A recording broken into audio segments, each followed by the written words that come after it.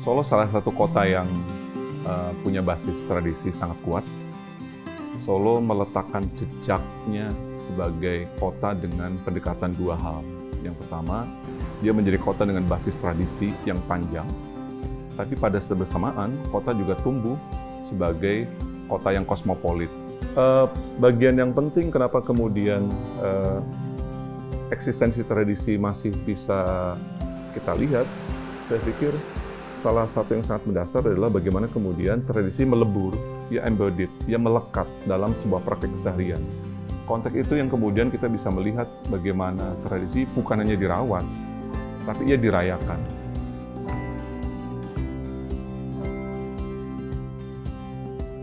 Eksistensi keberadaan kuliner menjadi menopang perubahan budaya mental warga kota.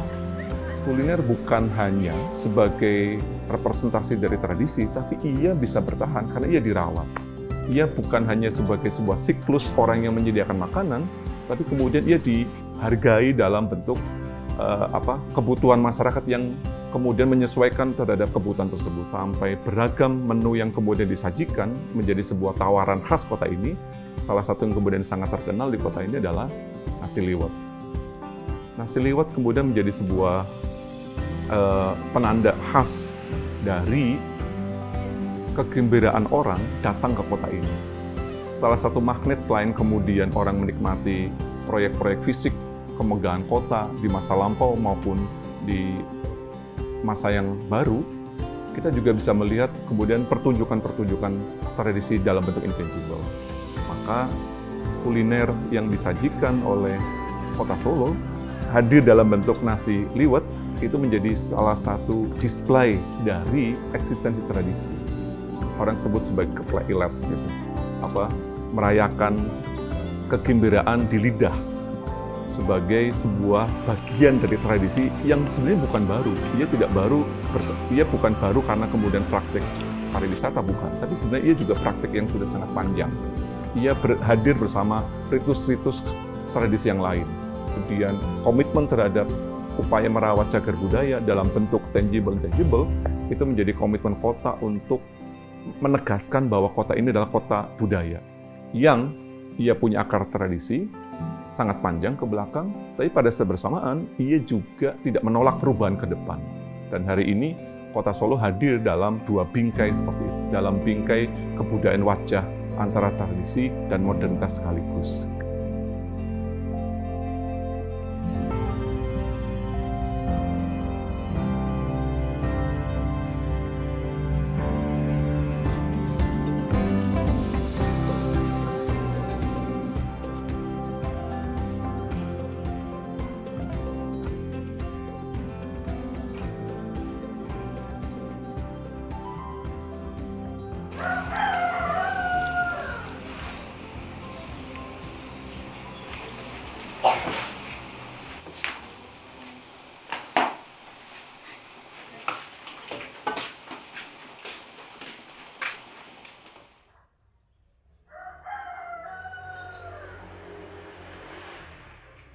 Saya Ibu Tati, penjual nasi liwet. Saya berjualan di Baron Laweyan. Saya berjualan sudah sekitar 10 tahun. Jualan nasi liwet ini saya kan udah turun-temurun dari nenek ke ibu terus ke saya. Awalnya juga saya nggak jualan, Mas. Saya kerja di pabrik. Terus karena saya punya anak kecil, terus dibimbing ibu saya untuk berjualan. Disarankan jualan itu saya mau, kan waktu untuk anak kan lebih banyak, kalau berjualan kan cuma sebentar, habis jualan kan terus bisa ngurusin anak gitu.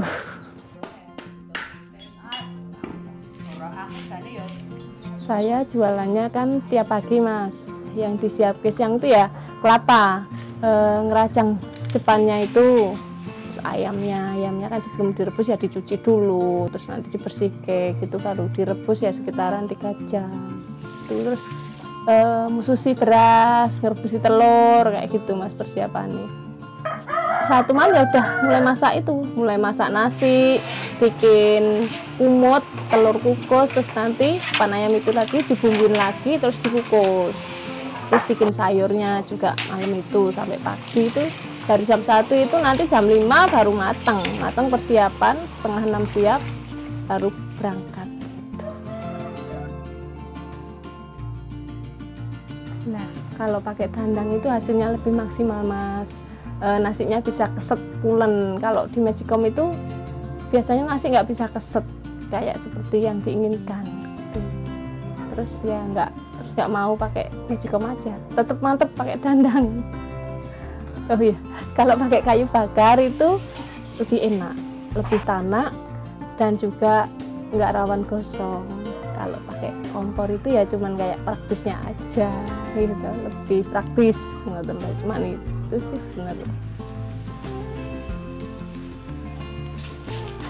Ciri khas nasi liwet ya memang harus pincuk, nggih. Kalau itu menurut nenek, ibu, dan sampai sekarang saya pun merasakan kalau maamnya pakai pincuk itu lebih sedep. Daun itu kan terus dikasih nasi angetnya itu loh, terus aromanya itu sedep gitu loh, Mas. Di maamnya juga enak banget. Saya sendiri soalnya udah nyoba kayak bukan nasi liwet kalau nggak pakai pincuk, nyudoroso gitu. Pakai suruh itu ya sebenarnya lebih nikmat, Mas, pakai suruh. Soalnya ada sih langganan saya yang masih orang kuno, pasti mintanya suruh, nggak mau kasih sendok, harus ada suruh gitu. Tapi kalau orang sekarang kan lebih sulit megangnya gitu loh. Jadi itu aja sih sebenarnya. Kalau masalah rasanya enak disuruh, enak pas pakai suruh. Ya saya merasakan, saya pasti apa yang saya jual saya rasakan dulu. Kalau begini bagaimana? Lebih nikmat dan unik kan, lebih ke tradisionalnya.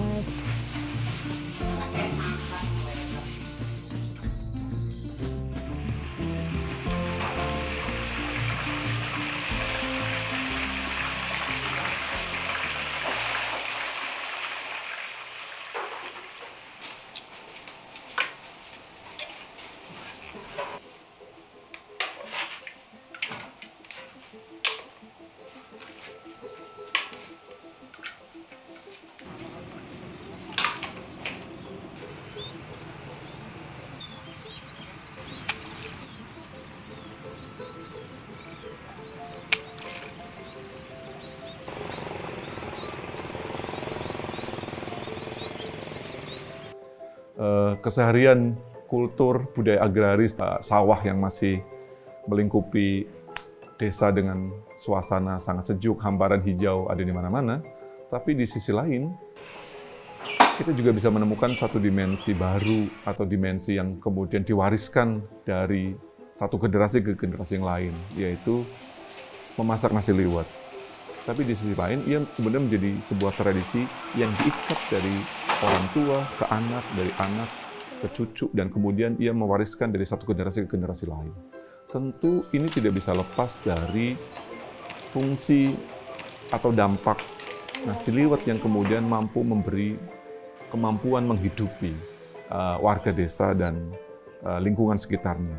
Sehingga kemudian kita bisa melihat bagaimana dengan nasi liwet, warga desa di Desa Duet punya pilihan-pilihan yang lebih realistis. Mungkin bekerja di pabrik bukan menjadi pilihan, karena mereka sadar bahwa dengan memasak nasi liwet, mereka bisa menggerakkan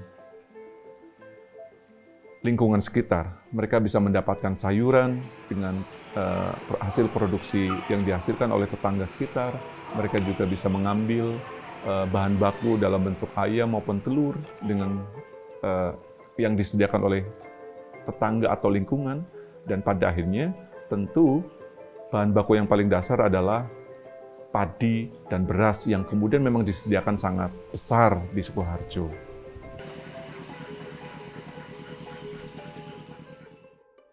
Keseharian yang kemudian kita bisa lihat adalah ritual orang-orang yang menyiapkan beragam sajian untuk nasi liwet, untuk kemudian bersiap dan bekerja keras memastikan nasi liwet bisa dinikmati bukan hanya oleh warga Desa Duet, tapi oleh warga kota atau mereka siapapun yang ingin menikmati itu.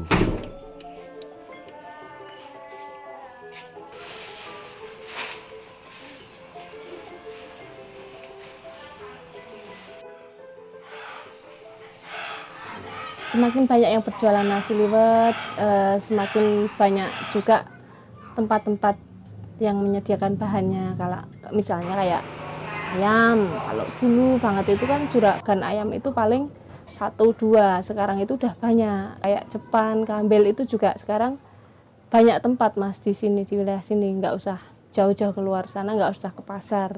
Kayak beras, kayak telur itu di dekat-dekat kita ada. Jadinya ya kita penjual nasi liwet lebih mudah dan mereka pun juga jadi ada peluang usaha untuk buka usaha untuk menyediakan bahannya untuk nasi liwet itu tadi gitu. Karena ya beda tangan beda rasa nggih Mas nggih. Kalau untuk saya sendiri pas pesanan banyak itu kan saya pasti minta pertolongan orang nggih. Niku tetep yang ngasih bumbunya harus saya. Jujur malah nggak marem, dan saya si bumbu itu kan nggak pakai takaran, jadi langsung dari tangan saya gitu, cuman plung gitu namanya. Ya plung gitu nek wong Jawa riyen kayak gitu. Untuk di berasnya saya pasti pilih yang nomor 1 karena nanti hasilnya lebih pulen, lebih enak, teksturnya juga lebih ketik. Kalau dulu itu kan nasi liwet itu menggunakan ayam kampung. Zaman mbah saya dulu. Waktu itu kan memang lebih mudah ayam kampung daripada ayam merah. Nah, kalau saya sekarang ganti ayam merah itu karena ya sekarang persediaannya itu lebih mudah di ayam merah gitu. Terus ayamnya itu yang udah ada uritannya, jadi nggak yang terlalu muda.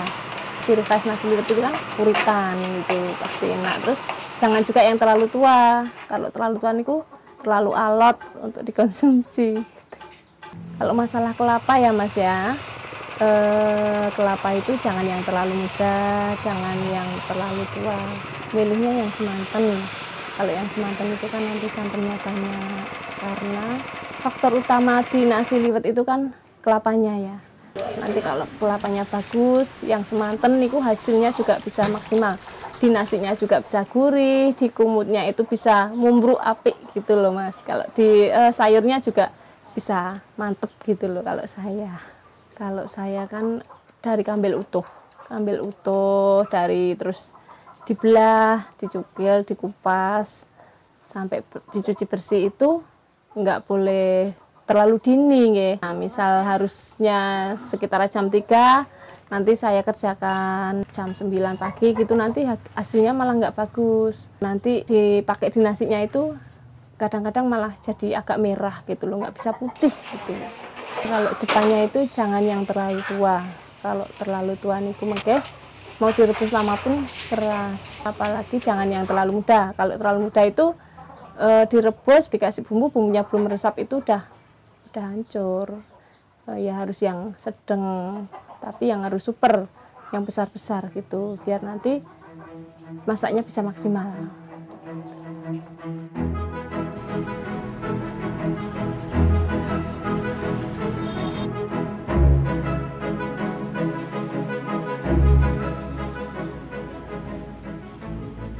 Kalau untuk di Keraton Surakarta, nasi gurihnya di Keraton Surakarta itu nasi gurih diberi kamil putih itu, terus diberi kedelai, ada potongan lombok hijau, terus nanti ada rambaknya di situ. Dan biasanya Keraton Surakarta mesti lebih sering menggunakan nasi gurih tadi atau nasi liwet tadi untuk segala macam upacara. Untuk wilujengan itu selamatan. Mohon keselamatan dengan doanya melalui simbolisme nasi. Gurih, pahit, getirnya kehidupan sudah diterima dengan cara keikhlasan. Wonten suweripun ayam, pakai ada ayam lembaran dan sebagainya, itu permohonan kepada Tuhan. Rasa syukur itu kan begitu. Dan hidangan ini mestinya nanti akan menyertai hidangan di mana? Oh, untuk upacara kematian, upacara pengantin dan sebagainya. Ini bisa dilibatkan seperti itu. Dan di sisi lain, ini bisa untuk hidangan yang dijual di mana-mana. Surakarta lebih terkenal dengan sebutan nasi liwet. Dan bahkan lebih banyak di Surakarta ini kalau jualan nasi liwet itu kebanyakan dari Mbaki kan begitu. Dan mereka adalah piyayi-piyayi atau orang-orang yang memproduksi, menunjukkan dirinya sendiri sebagai pusat pembuat nasi liwet. Nah ini konsepnya kembali ke konsep budaya, karena ini merupakan warisan kan, maka banyak sekali yang mentradisi itu, umpamanya orang tua membuat produk nasi liwet dan dilanjutkan oleh anak-anak menantunya 3. Kalau sekarang kan untuk makanan itu diukur dengan takaran kan, ini bido harus tanganan, gitu. Karena apa? Ya tadi bido tangan sok bido itu di sini nih, mula siji yanggit, siji tangan, siji garapan itu mesti akan berbeda di sini. Jawa ki niteni kan begitu. Nah, seperti itu. Kalau saya kan biasa sering dipeseni buat acara budaya ya Mas, dibawa dari Dinas Kebudayaan nggih. Nasi liwet itu biasa dipakai buat acara wilujengan, kayak di Mangkunegaran sama di Jayasuman. Kadang dibawa ke Balai Kota kayak gitu. Dan di beberapa tempat lainnya. Kalau di sini itu Mas, pas lagi butuh bantuan ya, biasanya cuman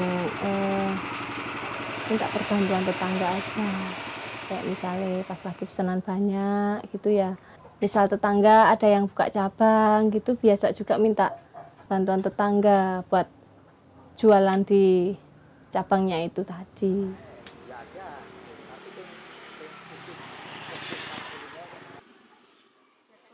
Nasi liwet ini kan turun-temurun ya Mas, dari nenek ke ibu ke saya. Yang saya inginkan ya warisan dari orang tua saya, dari mbah, dari ibu itu nggak hilang begitu saja. Dan bismillah saya berusaha memasak itu ya tulus nggih, tulus supaya nanti hasilnya maksimal, supaya nanti pembeli itu puas dan nasi liwet ini bisa terus sampai nanti, sampai ke anak cucu saya dilanjutkan terus. Jadi pembeli itu bisa marem dan rasanya itu ingin beli lagi gitu, beli terus.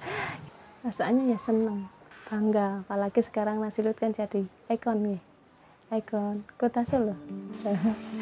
Itu harapannya ya supaya lebih berkembang. Terus ada nasi liwet, pokoknya jangan sampai punah. Ada juga sih pelanggan yang dari luar kota itu pernah bilang kalau saya ke Solo, kalau belum makan nasi liwet itu rasanya belum ke Solo, harus cari nasi liwet gitu, harus makan nasi liwet.